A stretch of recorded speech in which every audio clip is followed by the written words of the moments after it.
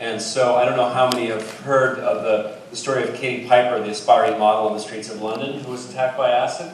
I heard an extended version of her story where she credited her surgeon, Dr. Mohammed Jawad, and when I heard that name I thought, it doesn't sound very Anglo. And so I called him up out of the blue at Chelsea Hospital and said, "Are you aware of this phenomenon?" And he said, "Indeed I am.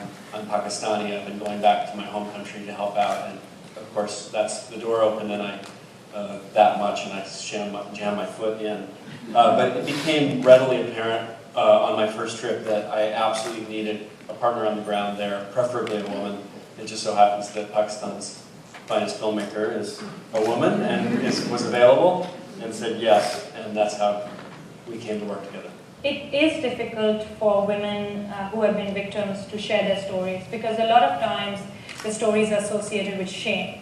And you find that if the perpetrator is somebody in the family will request that the woman just not say anything about it for fear of bringing shame.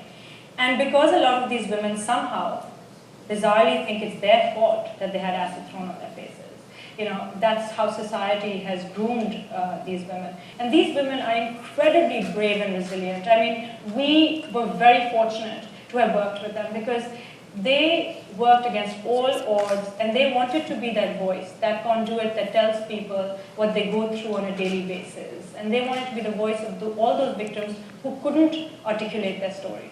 Education can solve all of the women issues in Pakistan. I strongly believe that, having lived and worked there and having met all these women. And I know that if they were educated, they would have had a voice in society. And there's been a lot of support on the ground. And there's something to be said about who I represent, which is a modern secular Pakistan, which is a Pakistan that was the founder of Pakistan, Jinnah's vision. Standing up in front of millions of people and talking about, asking women who are working on the ground, because there are plenty of women in Pakistan who are working for change, saying not to give up on their dreams. There was a specific message there, because we must persevere and we must continue. We must win this fight.